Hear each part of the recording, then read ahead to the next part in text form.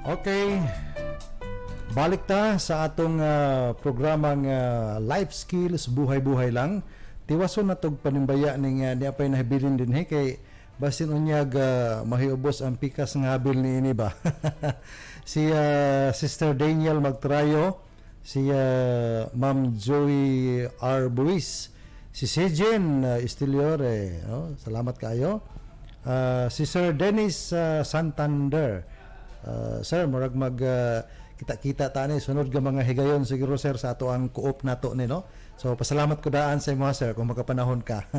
Si Ma'am Elena Macarayo, si Roy Unto no atong kauban sa Lagindingan. Si Ma'am Luz Velasco sa Kidapawan. Salamat kayo sa inyong pagtanaw sa ato ang life skills buhay-buhay lang. Kung doon na mo'y pangutana, pwede ninyong i-chat din no kaya paningkamutan sad namo nga matubag unya pananglitan na dunay mga pahabol ninyo pangutana unya nga nahuman nata sa atong programa i-type lang gihapon na siya no kaya i-send ra gihapon namo sa inyo ang tubag no kay para kuan gyud ka na bang tinabangay kita dinhi so matubad na sa kuang katbang sa technical department nga feel free to ask no hinana gyud no ay mo kaikog kay ang ato din sa programa tinabangay man Okay, so balikan na to si Sir Ronald no. Atong hisgutan ang bahin sa mga risk no kaya naamagi na siya. Sa atong kinabuhi naagi ng risgo no. Kung atong tan-awon bisag asa bisag unsa ato ang gihimo naagi na siya.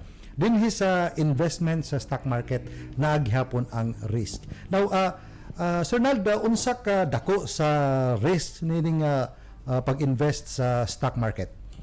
Actually, sir, ang nakadelikado lang ani kung musulod ka sa stock market nga wala kay proper background about stock investing. So, yes, naay risk ang pag-invest sa stock market no kay dili ni siya pareha sa ubang financial instrument like for example savings deposit nga pag adto ka sa bangko mag-open kag savings account or regular savings account fix ang iyang return, di ba? Kung i-promise sa bangko sa imo, let's say for example 1% per annum, after 1 year you will earn really 1%, di ba? Kung nag-invest ka 10,000, 1% sa 10,000, mao gito imong makuha. Sa stock market, wala siya fixed return. Kay remember, ang imuhang kwarta gi-invest nimo siya sa usa ka kumpanya nga negosyo, di ba?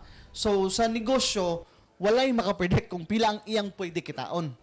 So ingani lang ato ang measure no. In the stock market, a stock can rise above as high as 50% in a day. Grabe no? Pwede po siya maubos og 50% in a day. So balos-balos plus 50 o negative 50. So ingana ang return sa stock market no. So ingani ang nakagwapo manggod pag dili siya fix ang return.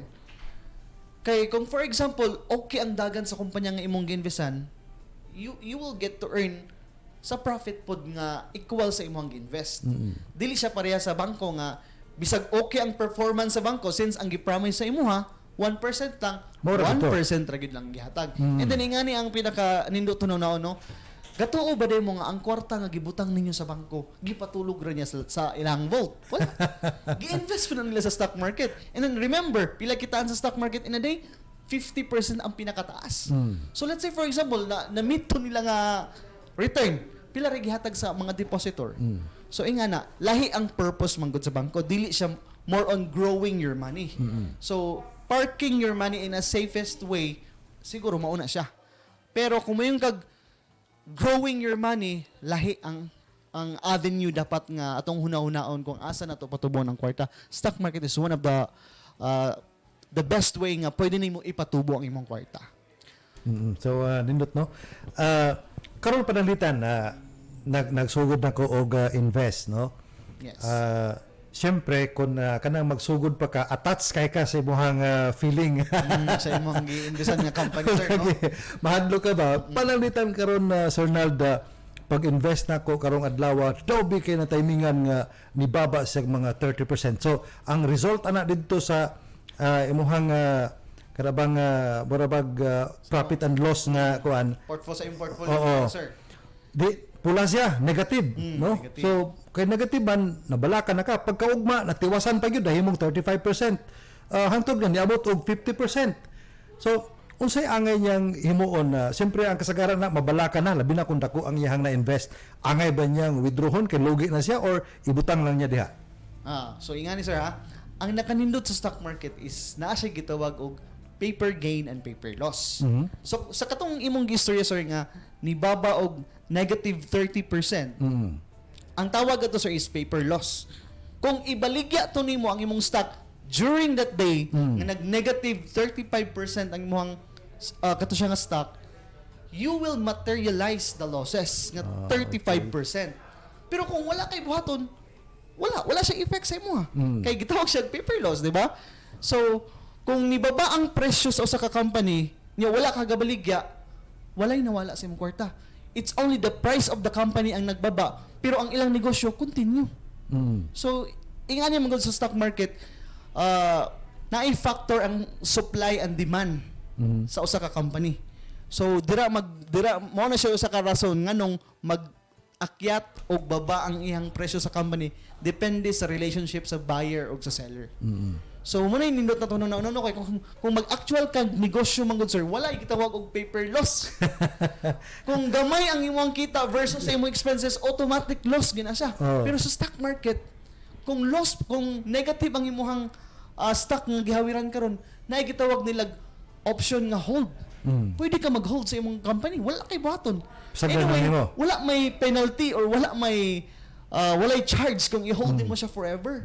Yes, no? So, remember, basic principles sa stock market, everything goes up must go down and everything goes down must go up. So, mabot ra gyud ang time nga musaka ra siya balik. And then that's the time ibaligya nimo ang imong company nga imong gipalit.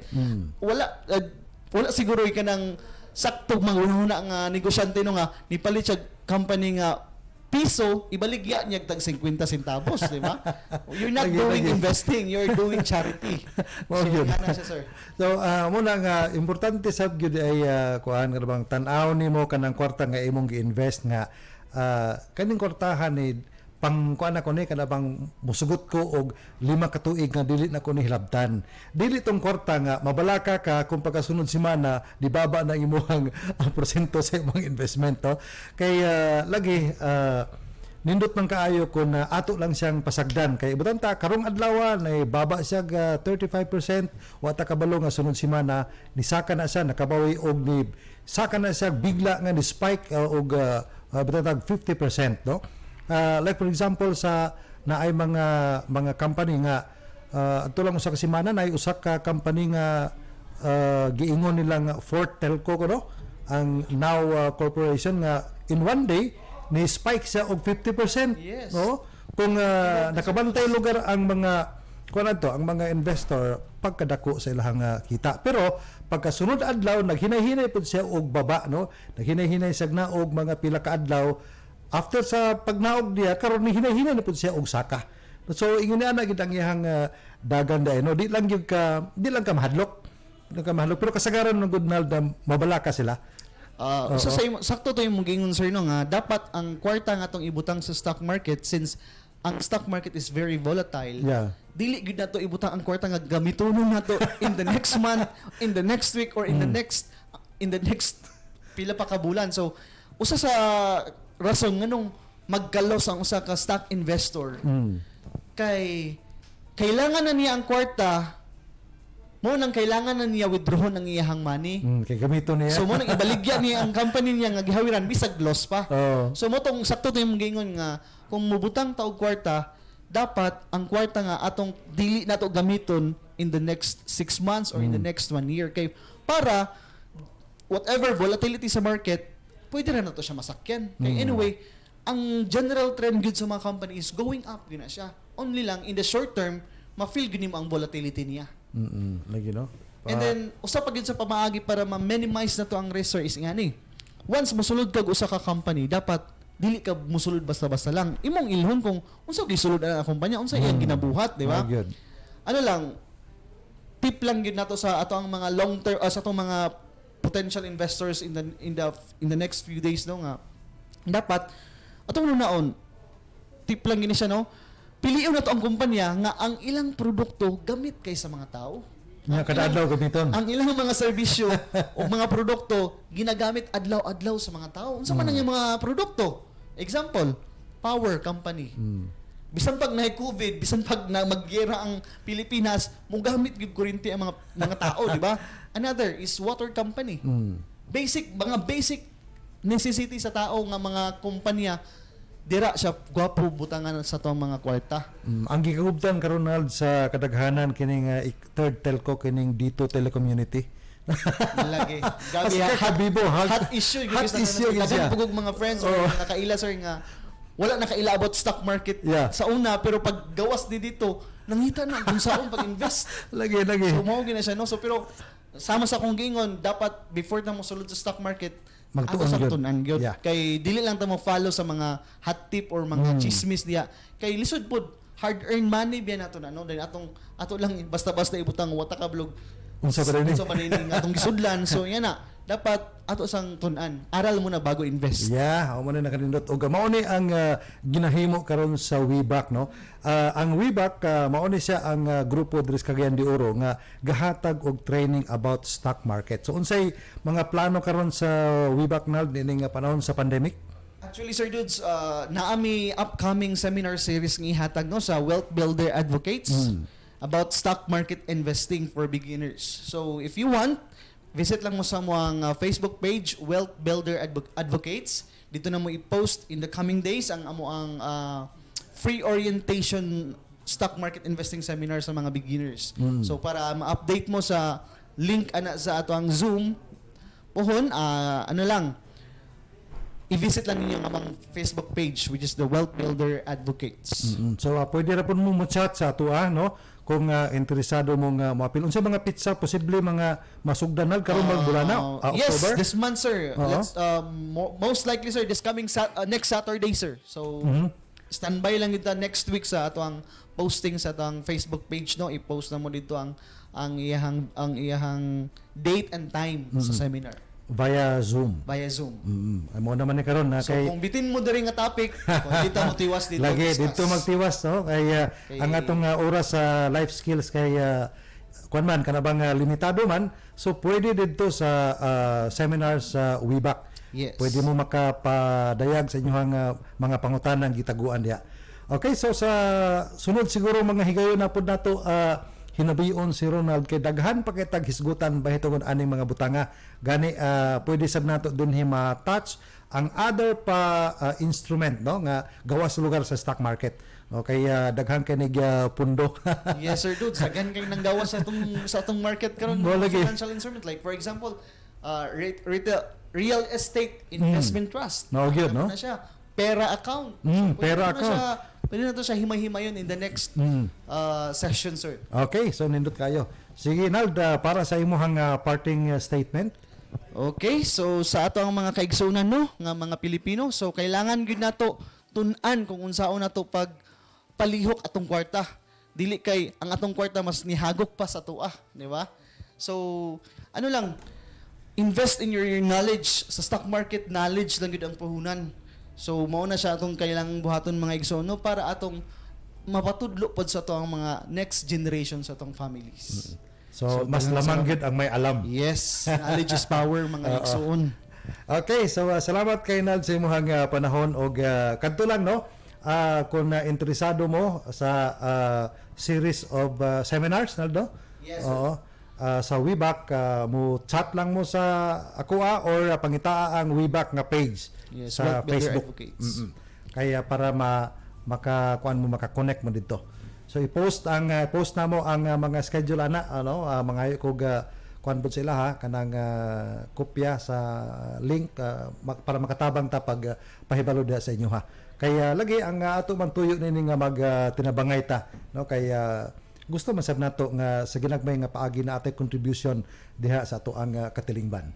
So daghang kayong salamat sa inyong panahon sa pagkikiguban nining atong programa nga Life Skills Buhay-Buhay Lang sa ngalan sa ato ang Big Boss no CEO Sir Idol Boss Idol Dante Sudaria atong program director John Del Bando Atong mga kauban diri sa technical side, si June, si JM, salamat kaayo sa inyong pag-uban o labi na sa inyong tanan nga nag-atang kanunay matag adlaw Sabado, alas 4 hangtod alas 5 dinhi sa tuang programang Life Skills Buhay-Buhay Lang. Inyong kasosyo sa MDN Teleradio Dudes Gumanid nga magbilin sa usa ka hagit nga make the change. Together we achieve. Salamat, maayong hapon.